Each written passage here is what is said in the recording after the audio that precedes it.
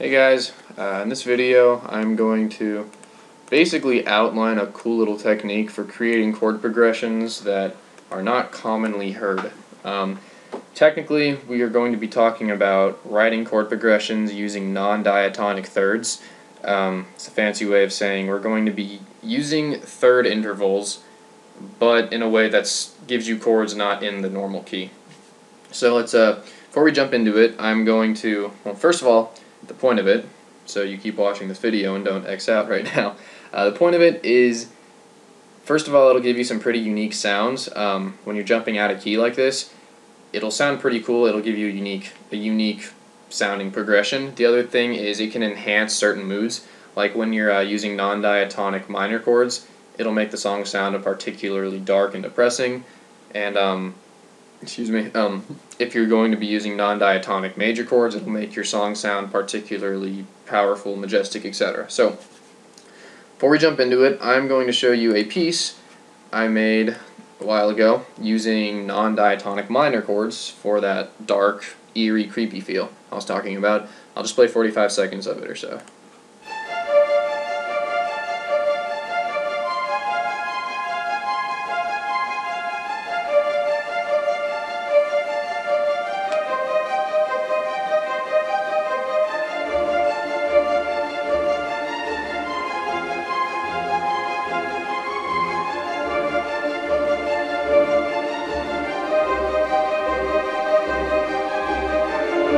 I'm gonna skip ahead.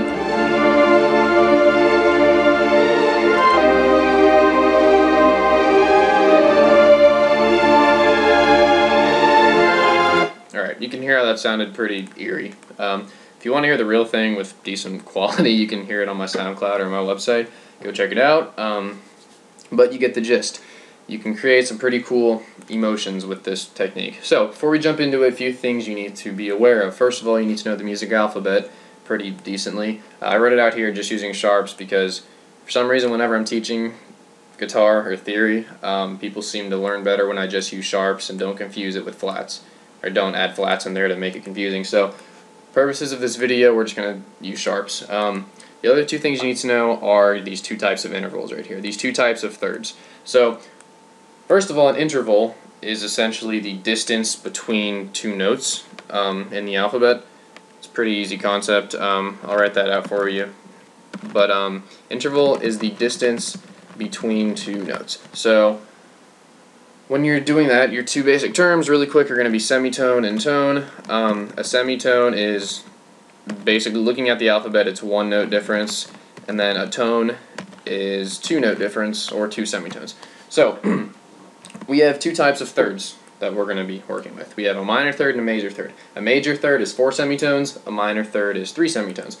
So from A, if we wanted to go up a minor third from A, that would give us C, because 1, 2, 3. A minor third above A is C.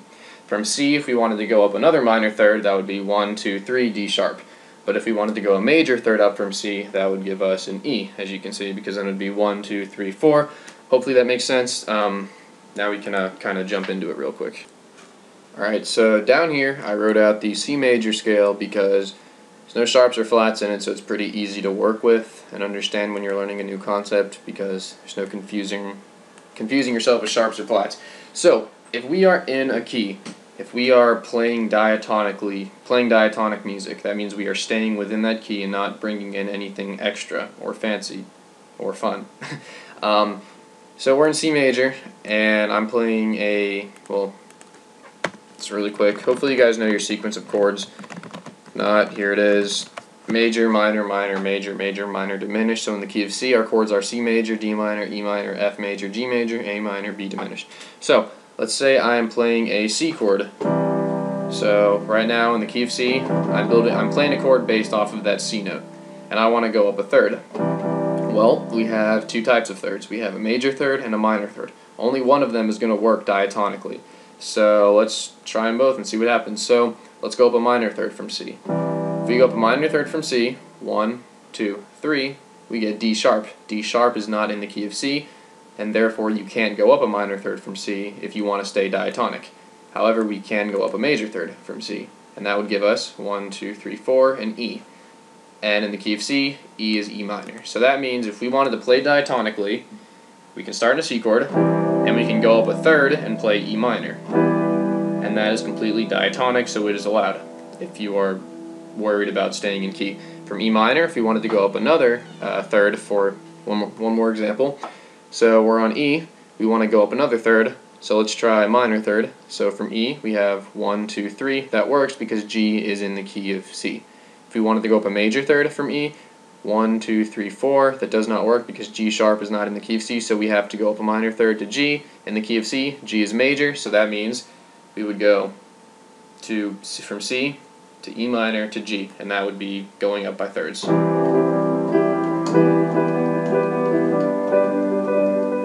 Okay, completely okay diatonically. So, real quick, for a piano roll view, for those of you who are interested, C major going up a third would be 1, 2, 3, 4. That was going up a major third, and then 1, 2, 3 was going up a minor third to G major, okay? So that was me playing diatonically by thirds in C. So now the purpose of this video, what if we decided to break those rules and use chords that are not diatonic? So like for example, when we were going up from that E minor and we tried to go up a major third, 1, 2, 3, 4, we ended up on G sharp. And G sharp's not in the key of C, so, but what if we used that to build a chord anyway? And that's basically what the purpose of this video is. What if you break those rules and bring in an outside chord to really create a pretty cool mood? So let's go ahead and try it.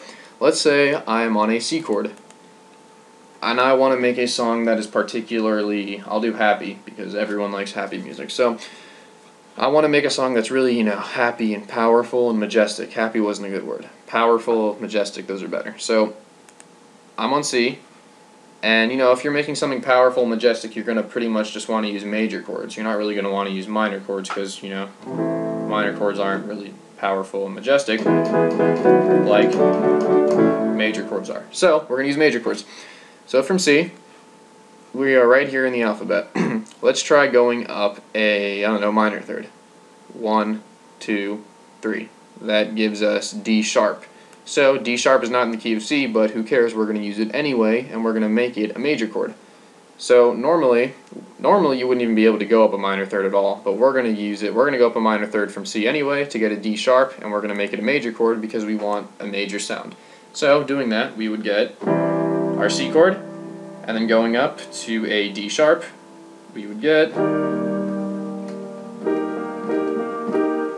So to put those a little bit more together. Oh, sorry.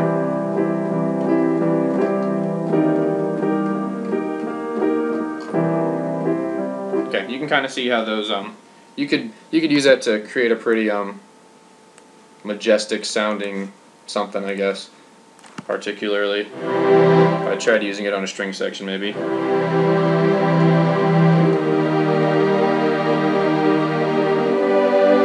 Okay, I mean, you get the point. Okay, that would be going up a non-diatonic third.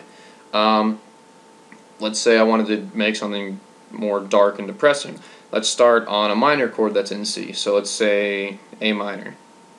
We're on A minor, and I want another minor chord that's not in the key. Because, if you want to write something sad in the key of C, normally you only have 3 choices for minor chords: D minor, E minor, and A minor. So this kind of gives you new options. That's why this is a cool technique. So I'm on A. I want to go, let's say, I don't know, I want to go down a third. Let's try major, I guess a major third. I don't know, we'll see how it sounds. This part, the reason I'm kind of hesitating, this part's pretty much experimenting. Sometimes going a major third sounds good, sometimes going a minor third sounds good. It's just messing around. So we'll try a major third first. So we're going to go down 4 semitones, 1, 2, 3, 4.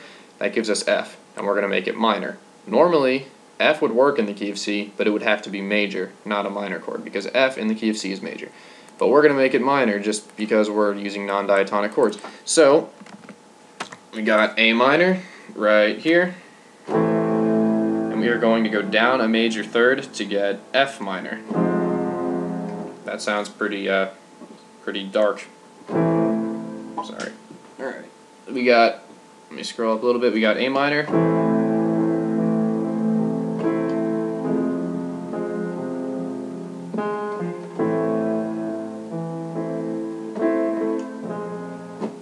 there you go.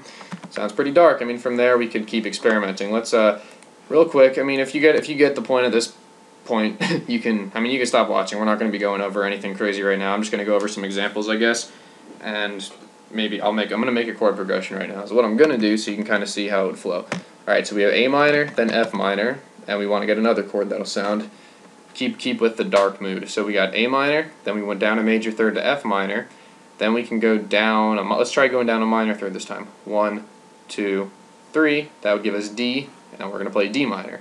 So let's see how D minor would sound after those. So we have A minor,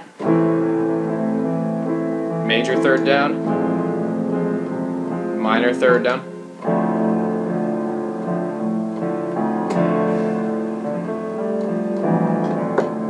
alright, there you go. That was down a minor third, and then, I don't know, we can go, okay, this might sound weird, but we're going to try going up a major third, so let's try 1, 2, 3, 4 to F sharp minor. This might sound really weird because we just used F minor, now we're using F sharp, but let's try it anyway, just because that's what this is about, experimenting. Alright, so we're going to have A minor to F minor, F minor to D minor to, what was it, F sharp again.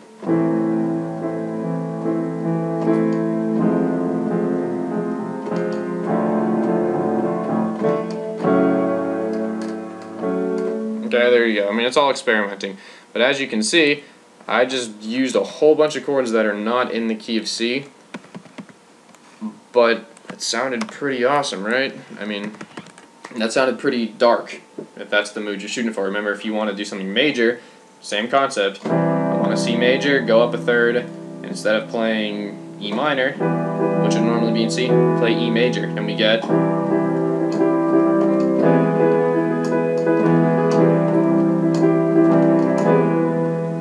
sounds pretty awesome. And that's basically it. I mean, I don't think I missed anything.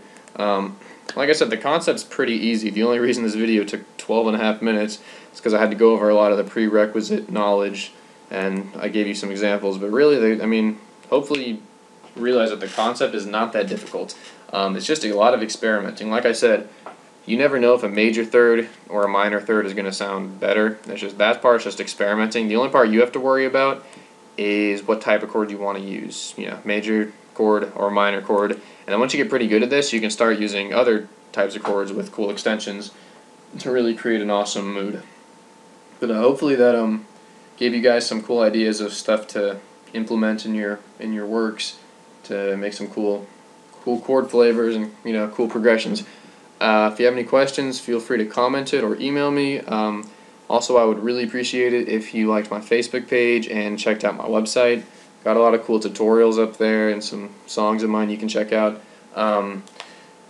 Yeah, thanks for watching, guys.